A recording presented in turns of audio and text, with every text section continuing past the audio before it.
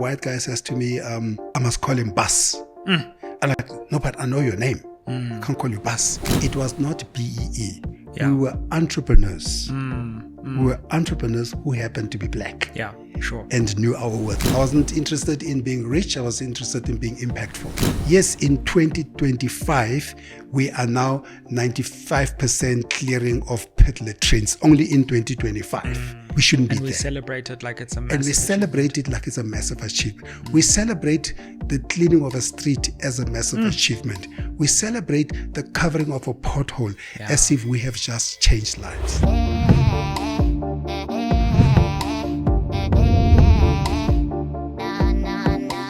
Spread the fire. Welcome back to SMWX and another episode of Owning Our Wealth, brought to you by Nungu Diamonds, where we speak to change-making and pioneering South Africans.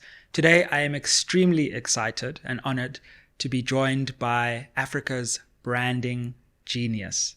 Thebe Ikalafeng has worked for some of the world's biggest brands and, of course, is the founder of his own initiative, Brand Africa, which is sparking an African renaissance in African branding.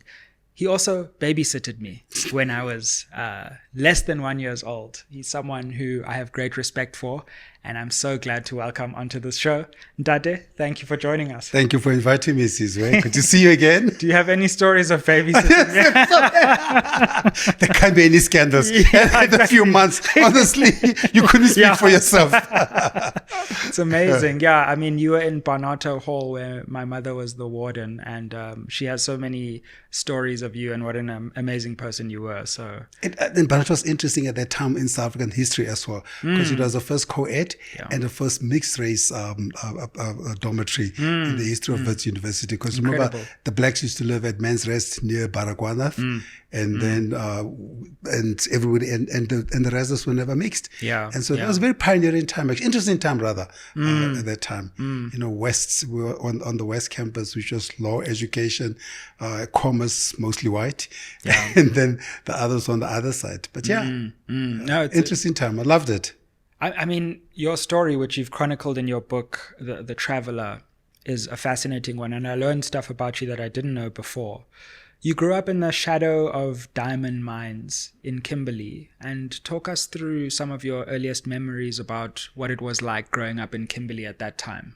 You know what? The crazy thing is, I only went to see Kimberley mine, the famous one, the big hole, in my 50s. Wow. Isn't that crazy? Wow. But about 400-500 meters from my house was a discarded mine. But the only memories of that was we always used to run there to go see people who've jumped in to kill themselves because it was discarded and it was unfenced. When we were growing up. So we always used to run there when we see the Black Maria, as we used to call it, you know, going to pick up dead bodies. And it was crazy. But Kimberley is an amazing city for me because when I grew up, Kimberley was the epitome of everything. I mean, our number plate was CC, and we always call it the city of civilization because, you know, we had the first trams.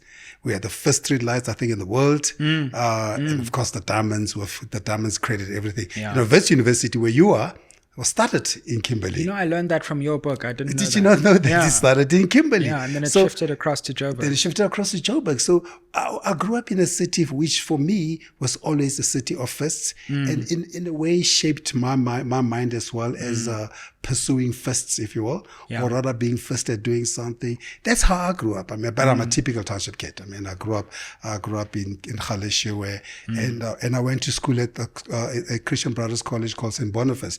What was interesting about that is on the left-hand side, and when I say left-hand side, I'm not talking kilometers. I'm talking, here's my schoolyard. Immediately there's a tar road between. When you cross over the tar road, it's a white suburb. On the right-hand side is an Indian suburb, Indian shops. And in front is a black township.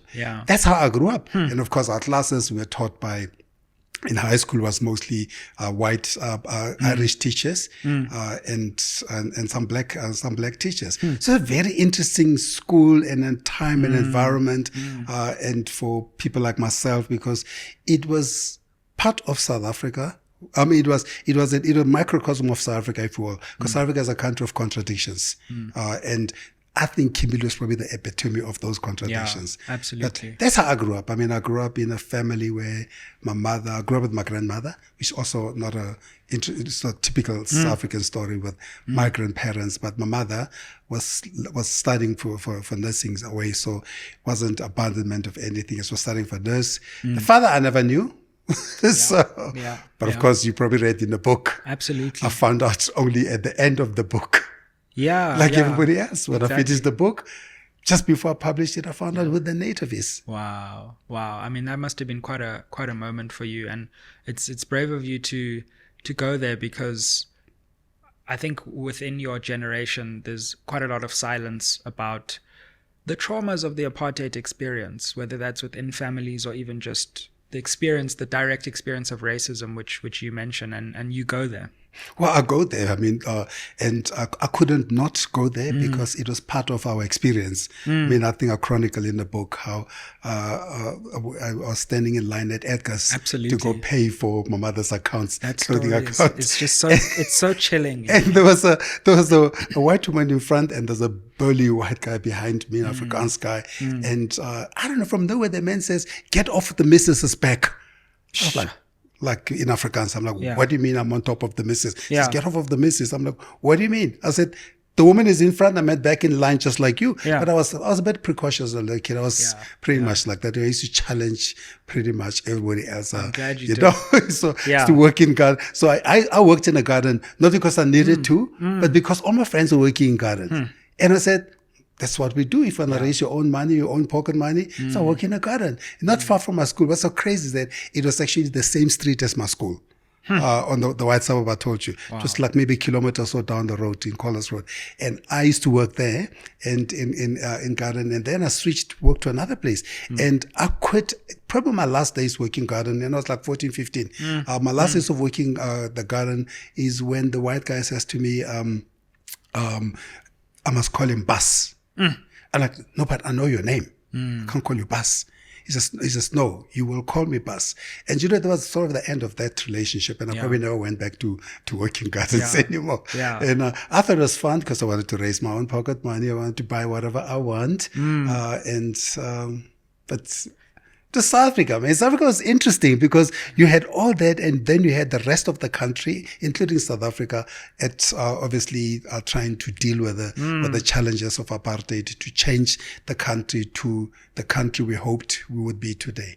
It's an incredible life story when you think in one lifetime you go from working on a garden with someone insisting you call them Bus to working in New York as, a leading brand executive, and then coming back and working for Nike as one of the biggest executives on the continent.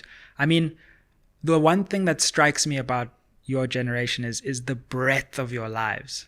Right. Like you've gone from one extreme to the other in one lifetime, which is very rare just in general human history. And I think it demanded of us to be able to stay grounded, if you will. And to keep your eyes, as we say, on the prize. And remember, I didn't really have problems calling him boss if boss didn't have a different connotation. Absolutely. Because remember those days when you say somebody is boss or boss, you weren't really meaning my superior, the person who's hired me.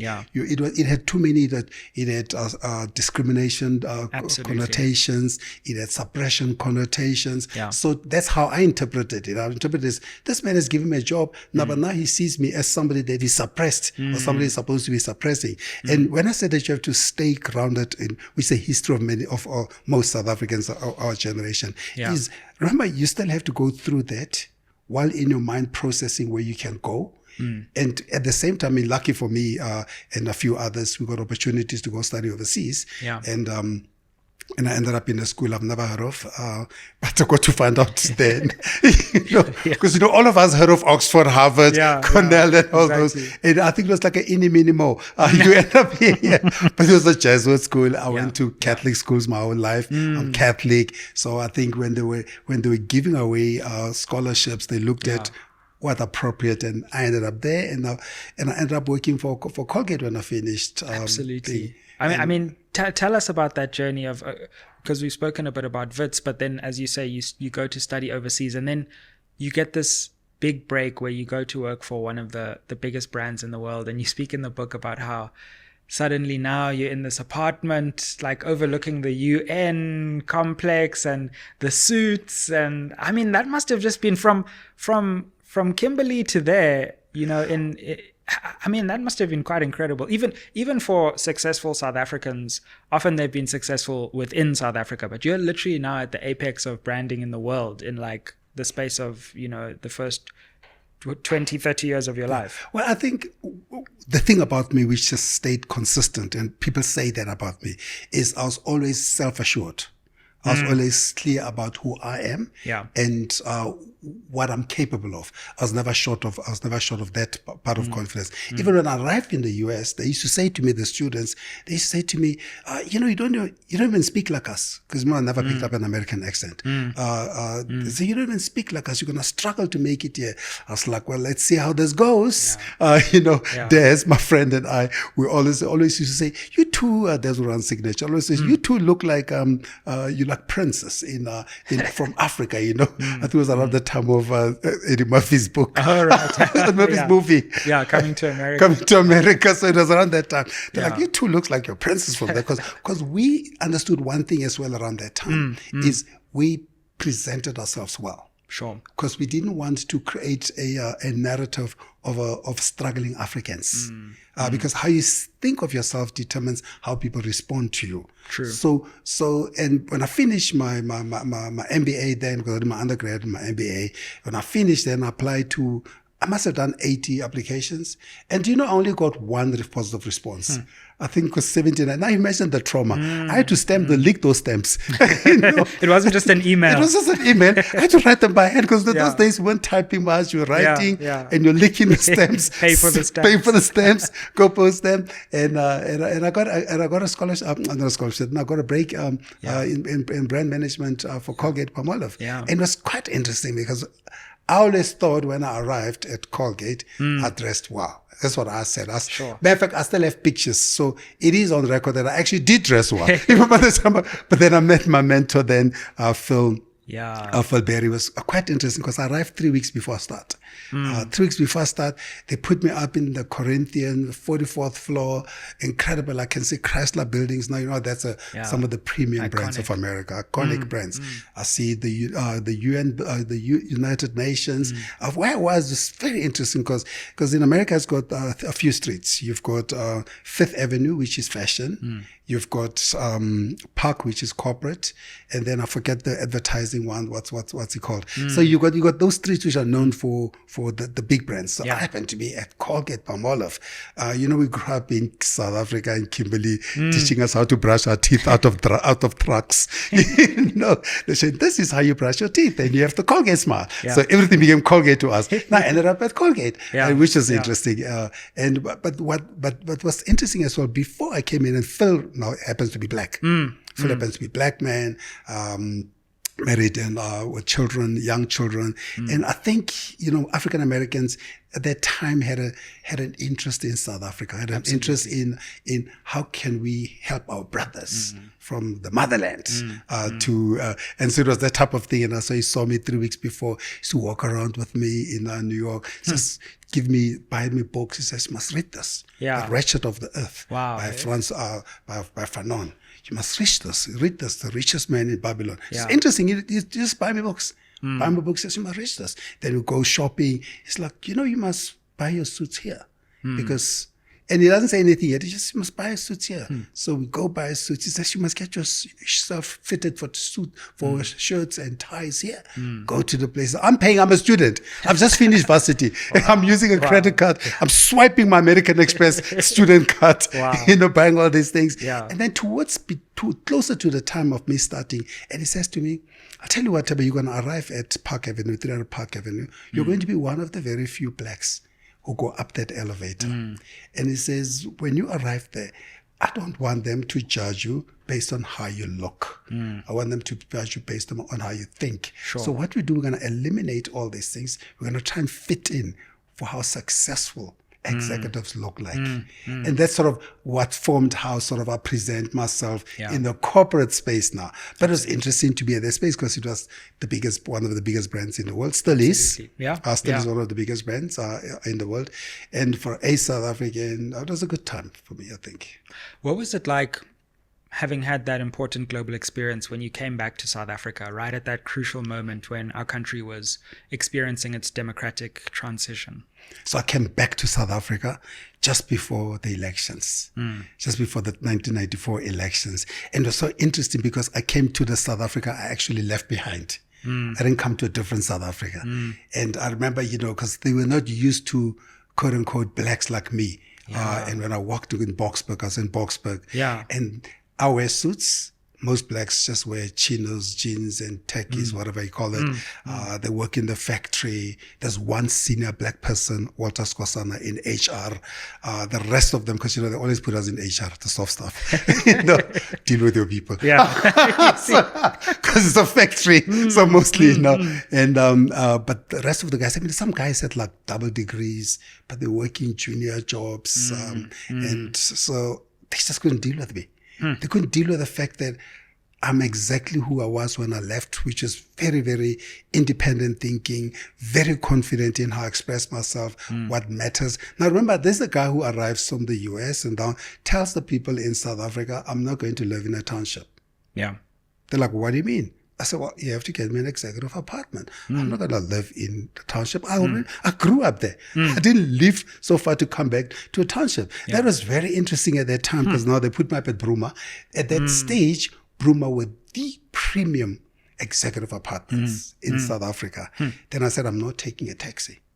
I said, I'm not driving a taxi to go to work. I have nothing wrong with I have zero problems with township. My family lives in township. I don't have a problem with taxis.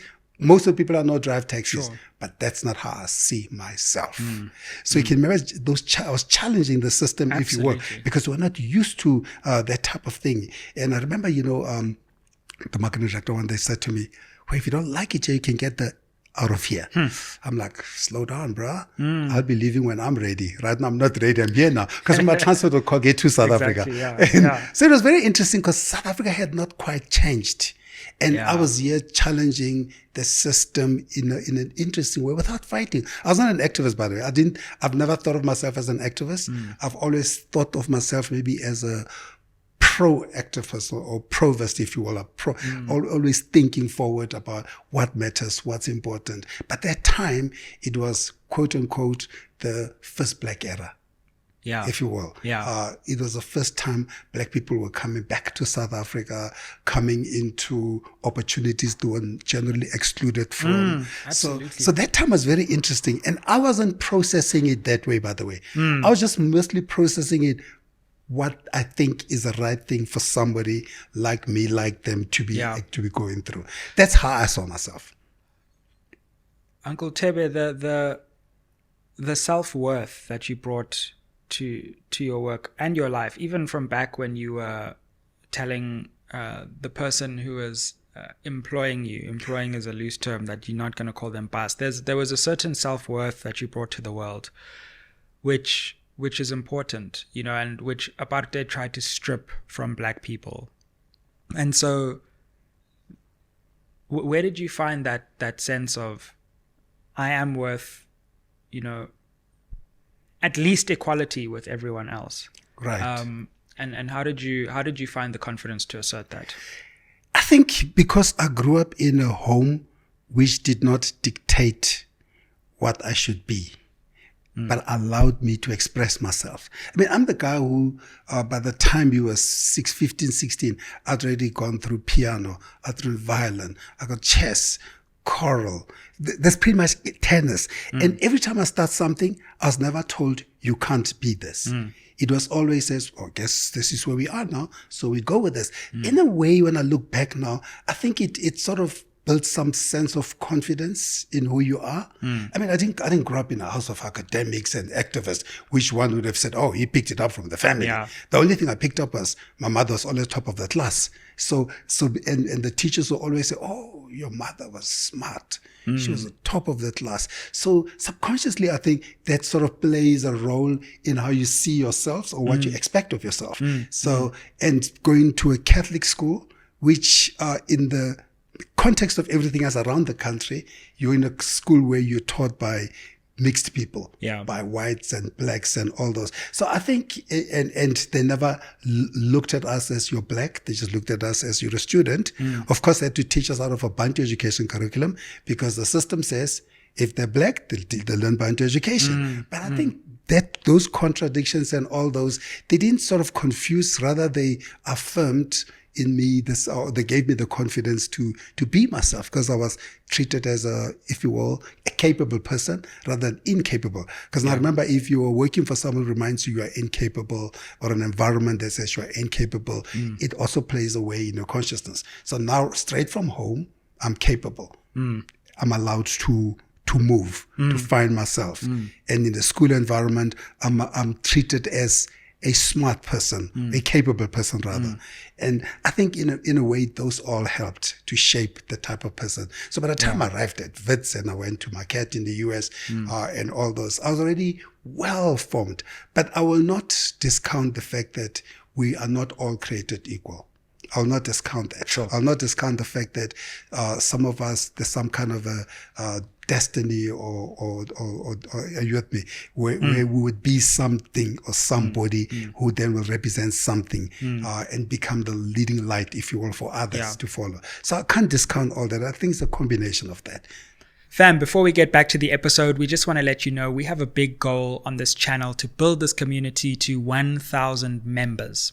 That means we have 2 new levels of SMWX membership. The first level gives you exclusive access to content, discounts on merch, but the second level, in addition to various other perks, gives you access to me. We're going to have meetups, online sessions. You're going to get discount on our live events. So if you want to deepen your SMWX community experience, help us get to that 1,000 member level. Look forward to seeing you there. In your book, one thing I enjoy is that you're very firm about transformation and its importance, and why it was important at that time, but also why it's important in our economy still today.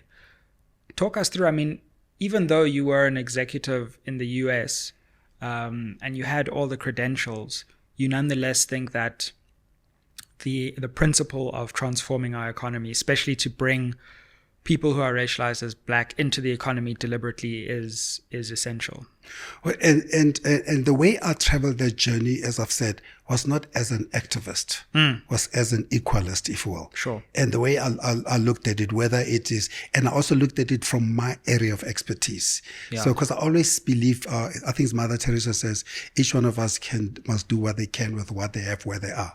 And what I can with what I have was more from a marketing branding perspective. Absolutely. I said, what role can I play in my area? And whether it is helping to advance a young person who's never been, black person who's never been in a particular space to do that, I do that. Whether it is in the Luries, where quote unquote I happen to be again one of the first blacks to chair that, to chair the Luries, whether it's trying to change the criteria of adjudication, because I said, well, we can't, because not even simple things like the adjudication was weighed towards against us. So I said, no, we need to start changing the education process. We need to start diversifying the people who judge here. We need to, so I played my role in my area, and not try to be what I'm not. I'm not a politician, not an activist. I just said, but each and every one of us can create a better world with where you are, with what you have and where you are. That's sort of how I looked at it. And by the way, I'm not sure if the word is intentional or intuitive. I think it was mostly intuitive rather than intentional. Because in other words, I didn't sit down and say, we're going to do this, we're going to change this. I was more intuitive. Everything about me has always been intuitive, how I think things should be. And I walked that way. And whether it's at work, whether it's how we get treated. No, even at work, we get treated differently. Now I arrive at a place, I'm the first black CMO at a very big brand. And I remembered one thing, and I now know in retrospect that everyone is always watching you. and they're watching you. So for the young black kid coming up, they're watching how you react to things. That creates a script for how they do things.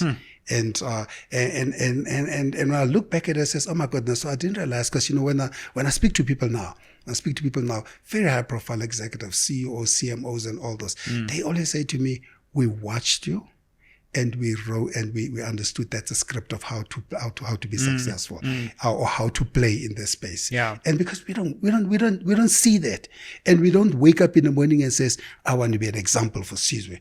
You wake up and say, I want to be an example for excellence in my area. Not black excellence, excellence. Sure. Because excellence has got no color. You're either brilliant or you're not brilliant. And those are some of the, so the language that I use, the actions that I took, to me, in many ways, when I look back now at it, I realize I actually was an activist for the South Africa, and broadly for the Africa we can be. The journey at Nike was an important milestone. I didn't realize that the South African and ultimately broader operation was still very early. We think of that brand as very established, but you came in at a time where it was just finding its feet, and you took it to a new level. What was that experience like for you? But when I arrived, it had been in the country maybe a year, less than a year. Yeah. And also remember when I joined the company. Now the crazy thing about me is, crazy thing about this whole time is that I'd only been working for a couple of years or 3 or something. Yeah. And then I get a call from somebody who says, we would like to talk to you about joining Nike. And so I'm thinking, I'm like, sneaker company. Yeah. Me, I wear suits every day. Yeah. I drive a Mercedes, and this guy wants me to come and work for a sneaker company. I'm like, dude, not sneakers. But I said, anyway, I'll come. Yeah. I'll come through. What the heck? I'll come through. And I arrived at one evening just for conversation. And Willem Heiting is a guy. He's a global star in branding, Dutch guy, and he was there interim to help Nike to start in South Africa. Right. And remember, Nike was brought in. I think Nike was brought to South Africa by blacks, by South African blacks, Ndabanzele, Sebnoinyane, and among the people, Antabo was the chairman, and Sule Sithole. So those, and they went to Thabo Mbeki, President Thabo Mbeki, and he says, we just need a reference letter. Wow. We are going to ask for the rights to sell Nike in South Africa. Then Standard Bank was there. Faisal Surti was one of the early guys to do that. Now, that was interesting because now if you look at the context of the new South Africa, they were not, and they still will tell you even today, definitely I will tell you, it was not BEE. Yeah. We were entrepreneurs. We were entrepreneurs who happened to be black. Yeah. Sure. And knew our worth. So now those are some of the formative stages as well. Can you see the type of people I'm surrounded by? Knowing your worth. Knowing your worth, right? Owning it. Yeah. And so anyway, I went for the interview, and when I got to the interview, I figured I'm definitely not gonna join a sneaker company. It's not my thing. First, these guys are working in Kagame in a warehouse. That's how they started in South Africa, 1990 something. Wow. And I said, I'm not gonna join these guys. They said to me, "Are you sure?" I said, "Not very sure." They're like, "Why don't we send you to Nike International?" Wow. Oregon. Oregon, in Portland, Oregon, just to go figure it out. Just go see what we are talking about. What did you see? And I went there, and I met, I'm going there, and this thing is wild. It's buildings, it's Michael Jordan statues. Yeah. It is, it's a campus. Wow. There's sneakers. I just see amazing place. But the thing that changed me was not the buildings and the big superstars. Was one meeting I had with the first employee of Nike. I think it's Nigel Farris, in a little corner office, and he says to me, "Do you know, Thebe, what makes this company so special?" He says, Phil Knight to start a company, and Bill Bauman was his coach to two of them start a company. He used to go around the field. They used to customize the shoes, cut them out, make sure they work for the athletes, they improve their performance. So that's what mattered. Not the buildings, not the money. It was about contributing to the performance of excellence of athletes. And I looked at it as like, geez, I like that. It resonates with me. The idea that we're not here to make money. We're not here to hang out with superstars. They just happen to be big stars. Mark John was a big star then. Massive. It was a massive star. And all those things. And that interaction, I came back and they said to me, what do you think? I'm like, where do I sign? Wow. Because I think it was a values-driven decision. Yeah. Rather than a value-driven decision. Because most of us drive our decisions around how much. Sure. And I drive my decisions around why. What matters. And now, I'll tell you the other interesting thing. You talk about transformation and all those things. Yeah. When I first came back to South Africa, within the first year, I already wrote my first book. I wrote my first book, and it was really about personal branding. And there's a connection. I'm going to go back to Nike now. It was about personal branding, but I couldn't use the word personal branding those days, because those days we don't speak about personal branding. It is un-African.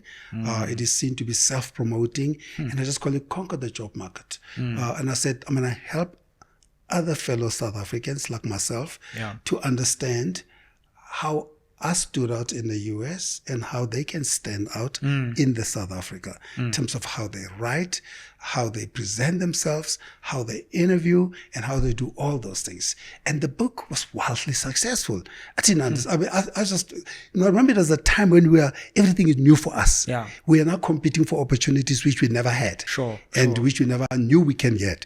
And so now I'm back to Nike. So I asked the guy, anyway, where did you get my name? They're like, we spoke to a lady, Matthews, and she was one of the ladies that were the team that founded E-News that you know today, ENC Africa, and she said, they interviewed her, and she says, not me, but there's one person you must interview, Thebe. And I was like, why me? I've never heard of the lady. Who is she? Yeah. She says, she read about you. She read your book. And then, you realize that it's the small things you do. You don't understand the impact they have on somebody else's life. Absolutely. Or even your life, because the one thing I was trying to help others helped me in the end. So of course, then I've joined Nike. Then I came back. We did interesting things. I mean, because I think we're always out of the box. And I remember my travels overseas, whether it's in London, whether it's in Paris, whether it's in New York, whether it's Portland, all the marketing directors used to say, how the F do you do this? I said, what do you mean? They're like, everything you do is contrary to what we do. I said, no, it's not. I said, I'm still staying on brand.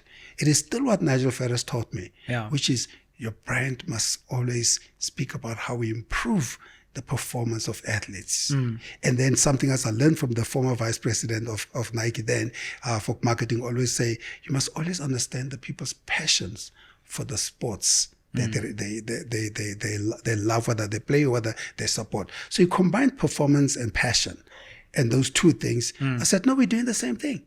That's why we're signing Springboks. They're like, but we don't have Springboks in the world. Yes, but the passions of South Africans are with Springboks. That's why we signed Chiefs. Remember at that time, Nike was not really big in football. Absolutely. They just started to Manchester. They just signed Brazil. They're like, that's where our passions are. Our passions are in. So we always do different things. Bring in celebrities, bring in music. So we always did things differently. I was surrounded by amazing people.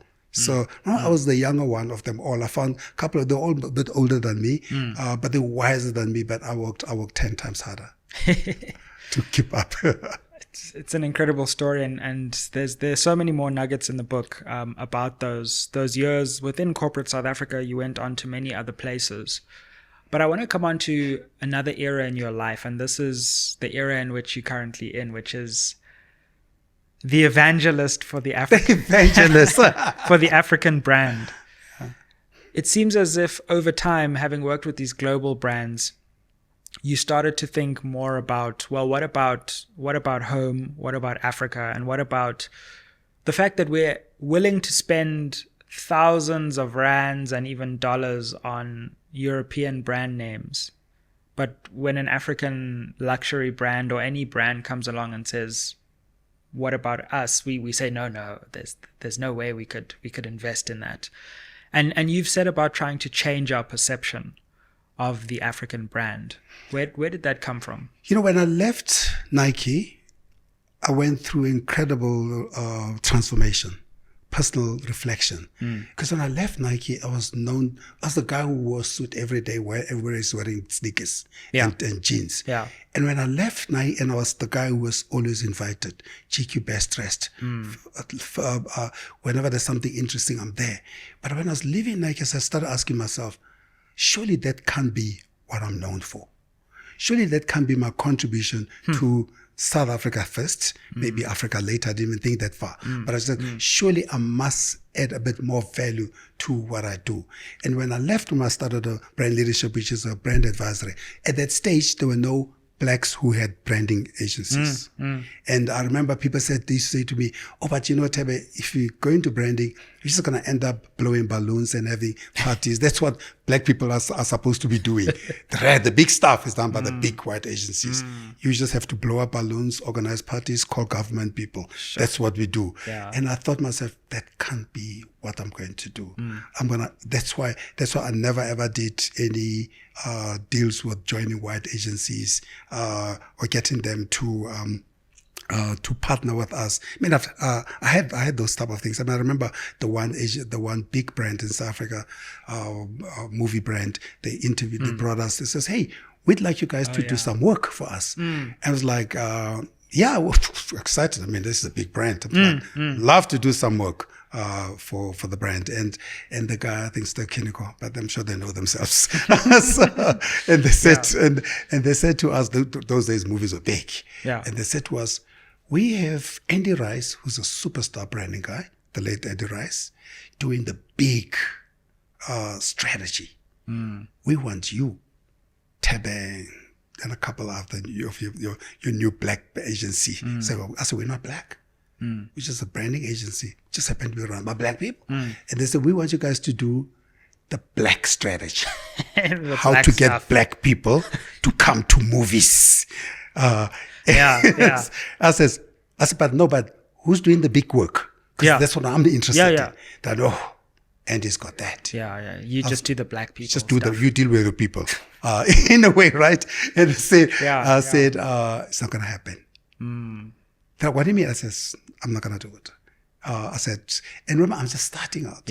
You could have done with I could have done with the 25,000 rand. Just 25,000 rand they given us. They were going to give us. Some of our colleagues, they say, Thebe, it's a start. At least we have a brand on record that's well known. I'm like, I am not going to get my reputation based on doing black things. I'm going to build my reputation, build on doing excellent things. Of course I'm black. Maybe there'll be an inclination to drive a black agenda, but that's not how I approach everything else. And of course I ended up, it became sort of my mantra throughout. My mantra throughout was either do the big thing or I do nothing. And I was not interested in being reduced to the black guy. Interesting. Because South Africa is, even up to today, you still have a bit of that. But then it was always like, let's bring black people in, but they'll do the black stuff. We do the big things. Just let them in a little bit. Give them 26% BEE shares, then we're black. We've covered the deals. I didn't do that. I never did that. I always turned them down. I was a nightmare that way. I wasn't interested in being rich. I was interested in being impactful. I was trying to, and that's sort of how I started working things. And of course, as I left Nike now I'm doing these things. I'm making those decisions like that as I go along, and which didn't sit comfortably with everybody, but it is how I do things, because I've always stayed on my own lane rather than everybody else's lane. And and part of what I started doing, I started also reflecting on how I'm presented, how I'm represented. And I started saying to myself, I said, but wait, you here dressed as beautiful Gucci, Giorgio Armani, or beautiful brands, and all that money leaves the country at the end of the day. Because remember, these big brands, they come here, they have to externalize their profits or some kind of a way. And we are at a disadvantage. So I started going through a very personal transformation. And I remember I was asked in 2008 or 2009 to write a piece on how the continent should be seen. And I began to reflect on, what kind of a continent can we have? And a good friend of mine, Karen Duchesne, whom I met at Wits through her husband, Bradley Duchenne, said to me around those areas, 2003, 4, 5, says to me, Thebe, you have an opportunity to really transform how the country is seen through brands. It's just saying, he says to me, I'm just looking at how you're doing things. He says, don't miss that opportunity because I can see how you're thinking. He says, stay on. And that's why I started even saying to myself, do you know what? I'm not going to be consulting to the Cokes, to all those brands, international brands. They know what they're doing. They know what they want to do here. Sure. I'm going to be more intentional now about pursuing things which are of Africa, whether it is government, whether it's public sector, whether it is private sector, whether it is entrepreneurs. I became very intentional about that. Whether it is a young brand like a Maklosa, whether it is a Tepo Jean brand, whether it's Emotions in Rwanda, whether it is Nungu Diamonds, those type of brands, right? Yeah, those type. I became very intentional. I said, how can a brand, why should the beers be the only star? So true. Why can't Nungu, for example, as a brand, become that type of beacon? So I became very intentional. So I became, but then I started saying, you know what? The problem with us is that when we speak, people just says, just speak all the time. Then I said, I need to be very, I'm very empirical in my discussion, in my rhetoric. Then I started the Brand Africa study, 2010. Then I said I want to have a language that is backed by data. Sure. On what is the state of African brands, and I was quite shocked. Then, I mean, I knew it intuitively looking at me around that clearly most Western brands dominate. Yeah. Then when the study said, on average over the last 15 years, only 20% of the brands that Africans admire are made in Africa. Then I said, my work is cut out for me. Or our work is cut out for us. Yeah. I'm willing to take that journey. I spent over I've spent over the last 15 years over $10 million just on the research on African brands. That excludes the fact that I've been to every country. And I paid for myself to go to every country because I wanted to have a credible perspective. Absolutely. And I wanted to have an empirical language when I speak about this. Because, if you just speak without data, people say, yeah, you're just being radical. Yeah, and I didn't want to have that language. You've been to every African country. What have you learned traveling to every corner of the continent? Well, I've learned that we are more alike than unalike. And if I had to sum it up perhaps in a few words, I said, I've learned that we're a very, very enterprising people. We're a very, and enterprising as women. In South Africa, they say Burumaka plan. That's actually an African thing. It's not a Boer thing. We make plans. We know how to get things done. I was related, I don't know if it's related in the book or somewhere, that I arrived at a corner at the border of Senegal and Gambia. And I did not have, and I didn't realize that we needed a new visa. We needed a insurance to cross over with our car. Yeah. Now Right. it's a 4-5 in the morning, and the guy and the border people says you need insurance. I said, but the car's got insurance for the other side. I said I'm thinking this is just us being extortionist again. Yeah. Anyway, some tout comes around and says to me, I'll sort that out for you. I'm thinking, now I'm wearing a South African lens. The South African lens is corruption. There you go. This one is just it's just, or rather, not South African lens. I'm wearing a Western lens. Sure. They are going to corrupt me. I'm going to get a fake thing. It's just to cross over. So I go there and the guys are lighting in the middle of the night. Remember, there's no street lights. There's no lights. It's with their phone torches. They're writing policies. Wow. Policies for insurance, middle of the night. So 4 a.m. I'm thinking, this is crazy. Wow. Well, anyway, we got our policy. So there you go. There we go. But I asked the guy when I say we're enterprising people. I asked the guy, where do you get these policies? He says, we know there are people like you who are going to arrive without policies. So we pre-buy them. So that when you arrive, we make a plan for you. very enterprising people. Yeah. But we're also very welcoming people everywhere. So right at the border of Namanga and just outside of Nairobi. And I said to my friend who's Moroccan, Has, let us go hang out with proper Maasais. We don't want to deal this Nairobi thing of hanging out with commercial Maasais. So we take an Uber, arrive. Like 2 hours later, I look up, it says, welcome to Tanzania. I'm like, Tanzania? We don't have passports. We said to the Uber guy, you said we're going to be just hanging out. Yeah. We're just going to hang out somewhere further with proper size. It's like, it's not a problem. I said, but how are we going to cross over? Hasna can't cross because she's Moroccan. She needs a visa. I don't. I have my passport, but I can't give it because Hasna can't give hers. So I said, we don't have passports. It's like, it's no problem. Just tell the immigration guy. Wow. So we go across to the immigration guy and we say to the guy, Master, when I come into Tanzania, but we don't have passports. We left them behind. It's like, oh, what are you going to do? Oh, we're just going to hang out with the Maasais there on the mountains. It's like, oh, okay. When do you want to come back?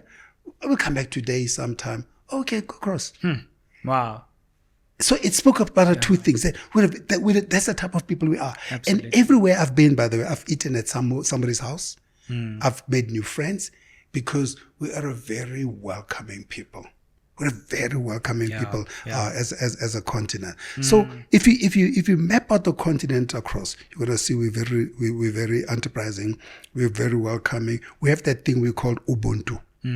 But the most important thing, we're a very resilient people. If South Africa could endure apartheid for 400 years, these countries have enjoyed. They continue to enjoy even worse than we did, but they still keep standing up every day. Yeah. People are living on less than $2 a day, but they don't have the best of resources, but they still make it. To me, that's and when I was traveling, by the way, I did not know what I'm going to see, but what I wanted to do is I wanted to see something, so that I'm able to speak with credibility. Because, there's a study done by Africa No Filter that shows that 63% of the people who write about the continent have never been to the continent.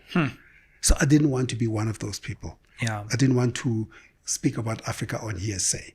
I wanted to be a credible African. And that also balances the work on the branding. Because from a branding perspective because branding is about a simple story told well. Story that makes difference, that impacts, that changes. If you want to tell those good stories, then you must know the places. And that's why so when I started traveling as well, and people ask me, you've been to so many countries, over 125. I said, of course. They said, how do you travel? I said, I leave South Africa at the airport. So that when I arrive at the country, I'm able to take it in with an open mind. What are some of the most amazing places you've been to in Africa? Maybe the top two. Top two. Yeah. I think first I always say every place is amazing because it's the place that's different from your country. Sure. You've never been there, so that makes it amazing already. But if you ask me about the places which have been, I guess, impactful in my journey, I think Ethiopia is probably top of the list. Yeah, Lalibela sounds just... It's the top of the list, Ethiopia. Yeah. Own language. Own alphabet, own religion, own dress, own culture, own food, distinctive from the rest of the world, of the continent. Growing economy. Oh, one of the world's biggest growing Let me tell you, I'm going to deal with this in two parts. So that cultural part of Ethiopia is incredible because remember, it's a country which was not fully colonized. Yeah. It withstood the Italian invasion for 4 years in the Battle of Adwa. So that alone, and that's a place where the African Union was founded in 1963. So that on this part, from a political perspective, what it represents, from a cultural perspective, what it represents, that we can be who we are confidently every day. Absolutely. That's to me the cultural. Now, when it comes to the economics, I have yet, and I've traveled the rest of the world. I've been to every continent. Yeah. I've been to probably all the most important capitals in the world. I have yet to see development at the pace of Ethiopia. Wow. I've yet to see, and let's just go to Addis only. I've yet to see the transformation of one place. Yeah. It shows me Sirleaf Johnson, from the first president of Liberia, first female president of Africa, Liberian, said, Africa is not poor, it is poorly led. If you want that evidence, you go to Ethiopia. You see what Abiy has done with the transformation of that place. It shows you that when a leader has got a clear vision, and a leader and it gets everybody behind the idea and implements and acts on that vision, how you can change. Ethiopia is the best African country, bar none. Wow. For me. Yeah. Of course, Rwanda is my other country. Because Rwanda and Ethiopia both show political will. Sure. And the strength of a leader. And Rwanda shows how any country can reimagine itself. Remember at the same time as my country, South Africa, was transitioning to a post-apartheid, Rwanda was transitioning from a genocide. Absolutely. Where 1 million people were killed in 3 months on the basis of their tribe. Not based on anything else, but based on their tribe. Yeah. But what Paul Kagame has been able to do in 30 years contrasts markedly with what we've done in 30 years. Sadly, it does. We've gone opposite in the bad way. They've gone opposite in the good way. Yeah. They've been able to get over the genocide. Nobody ever gets over that, by the way. But they've been able to reimagine the country, to make it one of the fastest growing economies, to position it as the place of consequential African decisions, to make it one of the cleanest places in the world, to make it a place with a clear vision. I want to stay away from the politics of the country. I just want to stick just on leadership and leadership vision. Now, if you look at our country, what we've become is not what we imagined. We imagined a much better country than where we are now. We truly imagined a better life for all in this country. I'm not sure we've been able to do that. And I can say it with confidence, we have not been able to do that. Yes, in 2025, we are now 95% clearing of pit latrines, only in 2025. We shouldn't be there. And we celebrate it like it's a massive achievement. We celebrate the cleaning of a street as a massive achievement. We celebrate the covering of a pothole as if we have just changed lives. Our job, are you with me? Our job is to bring dignity. And so if I have to contrast the countries, those two countries to stand out for that, in terms of are the people wealthy? No. But the people at least can see where the country is going. So we must contrast that. Yes, South Africans are better economically as a people. But then they are the most taxed in the continent. And I mean, if you look at a country where our country, 45% are on government dole, on SASSA, then you get a country that's more than half is unemployed, where 7% are responsible for 93% of the tax. Something of that nature. Income tax. Income tax. Are you with me? Then you ask yourself, is this really sustainable? Is it sustainable? And then you look at our lack of creativity in solving the problems. Absolutely. And somebody waking up and say, I've decided to increase VAT by 1.5%, another half next year. That's my sole decision. And you say, well, that increase is not thinking out of the box. Absolutely. Especially in a country with a bloated civil service, a bloated government, most of whom believe that they are entitled to be where they are. Most of them believe that they are gods. When they pass on the roads, we must move so they can get a right of way. When they arrive, we must call them honorable, when many of them do not deserve the honor. That's so true. And you've just put it in a way where, sometimes we just get used to the stagnation that we've fallen into, and we forget that it's not natural. This country could be a shining light again. Well, South Africans, us, we've lost the one thing that brought us here. Because the one thing that brought us here is not settling. The one thing that brought us here as a people, whether you're an activist, an academic, a civil society or social worker, what brought us here is the insistence on better. Yeah. Is the demand for better.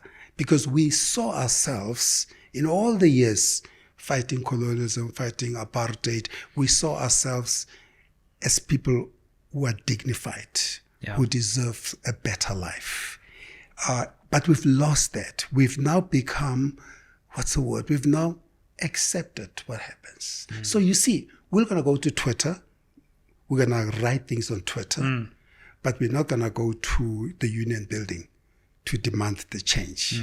We're not going to say, I'm not going to pay tax this year until you fix my problem. We're not going to say you're going to remove Caesar from that position because it's not delivering. Instead, we still celebrate them. We see them wearing all these beautiful brands, celebrating wonderful parties that they have in the massive tax-paid estates, and we celebrate them. They've become now the benchmark of success. But actually, they're the representative of the haves and the have-nots, the misery that has become who we are as a people.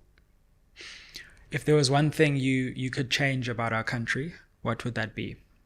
If there's one thing I could change about this country, I'd say to me the first thing we need to do is to get our people to hold leadership accountable.